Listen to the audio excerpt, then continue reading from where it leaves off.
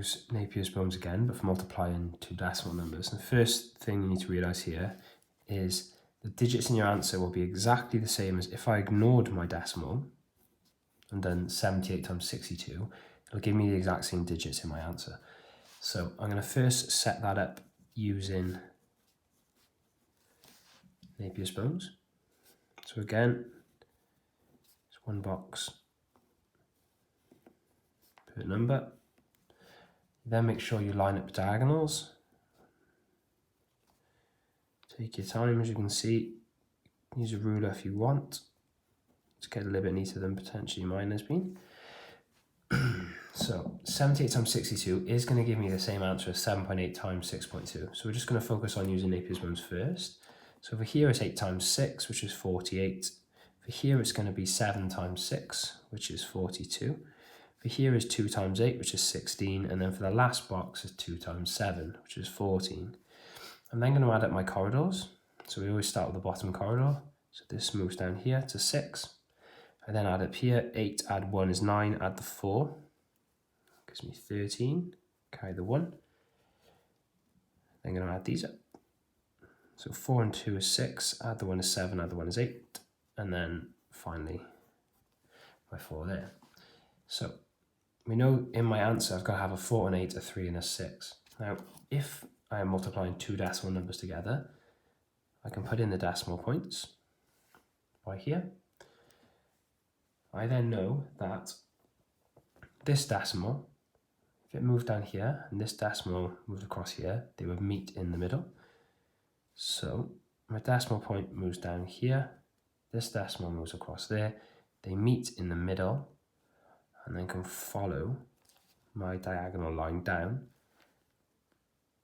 So they end up by here, 48.36. So if you're struggling with multiplying decimal numbers, you can use Napier's bones and hopefully that'll give you a quicker method. However, what I do want to focus on is we know the answer is 48.36, but let's double check it. So what did I do to make 7.8 78? Well, I made it 10 times bigger.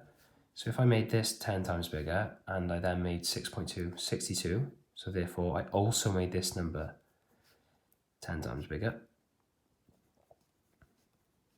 To go back to my decimals, I had to divide my answer by 10 twice to give me 48.36.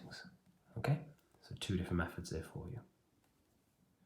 Okay, so you can see I've already laid this one out, but let's just have a look what I'm doing. 6.8 multiplied by 3.53.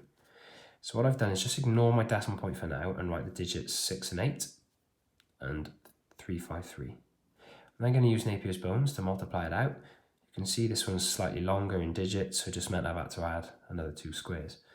So by here is 3 times 8, which is 24. By here is 3 times 6, which is 18. By here is 5 times 8, which is 40. By here is 6 times 5, which is 30.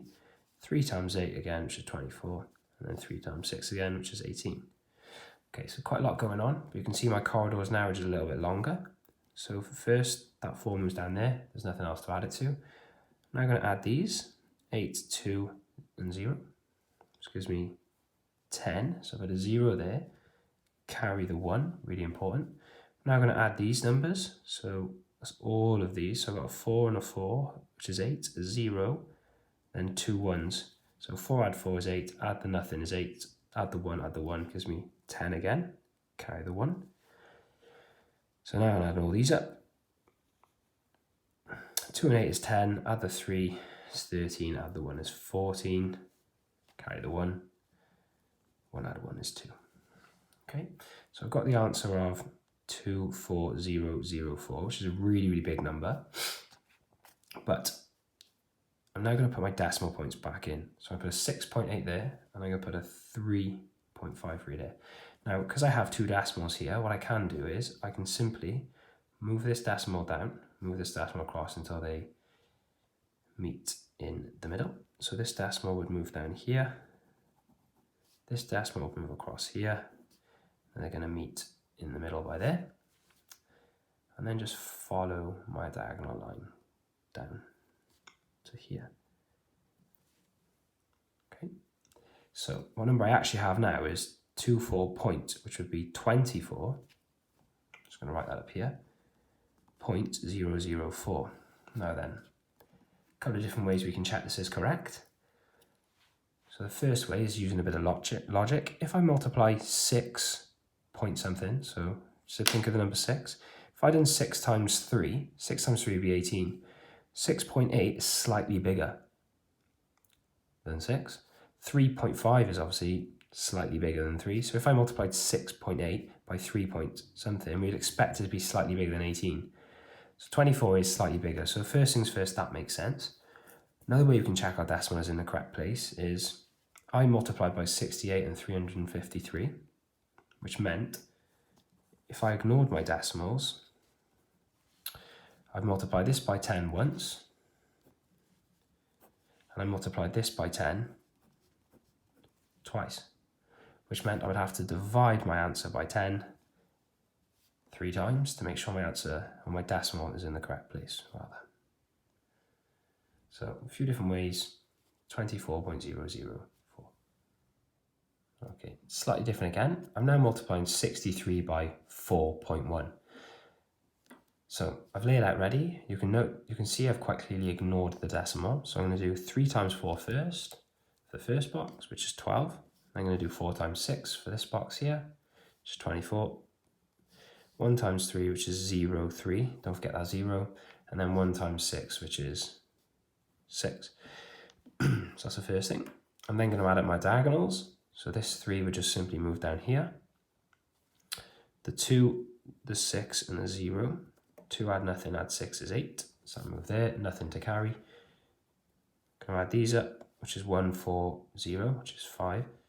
Then finally my 2, which gives me 2583. Now then, if I go back to my original question, there's 2 different ways we can now decide where that decimal goes. The first way would be using Napiers bones, which wouldn't be my preferred method, but it would help if you're struggling. Now we already know there's got to be a decimal here. If I was going to put the decimal in for 63, the number 63, the decimal point would actually be there, 63.0. So I can actually put the decimal on this line there, 63 point something.